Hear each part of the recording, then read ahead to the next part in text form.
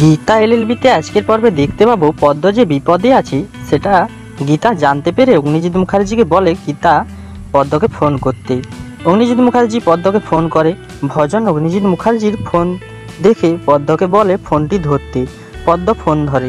গীতা অগ্নিজিৎ মুখার্জির থেকে ফোন নিয়ে বলে, তোর কোথায় বিয়ে হচ্ছে? আমি যাব শাড়ি গয়না নিয়ে তোর বিয়েতে। পদ্মের মাথায় বন্দুক ঠেকানো রয়েছে, তাই পদ্ম বলে গীতাকে, না আসতে হবে না, আমি শুধু বড়বাবুকে ডেকেছি, বড়বাবু আসবে, তোমার সঙ্গে কোনো কথা নেই, আমি যা বলবো বড়বাবুকে। অগ্নিজিৎ মুখার্জি পদ্মকে বলে, আমি যাব, কিন্তু তোর গায়ে হলুদের ছবি ও বিয়ের ছবি পাঠাতে হবে আমাকে, তারপর যাব। পদ্ম বলে, ঠিক আছে বড়বাবু। থানার বড়বাবু আয়া সেন্টারে আসে, কিন্তু তালা লাগানো দেখে, তাই ওখানের লোককে জিজ্ঞেস করে এই বাড়িটি কতদিন তালা লাগানো। ওই লোকটি বলে 2 দিন।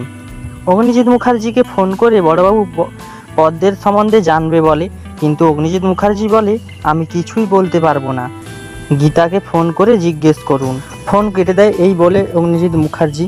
পঙ্কজবাবু বলে, এই লোককে ঠিক গীতা জব্দ করবেই। তো বন্ধুরা, পদ্মের মিথ্যে বিয়ে করে অগ্নিজিৎ মুখার্জিকে বিপদে যে ফেলতে চাইছে গীতা জানতে পারবে?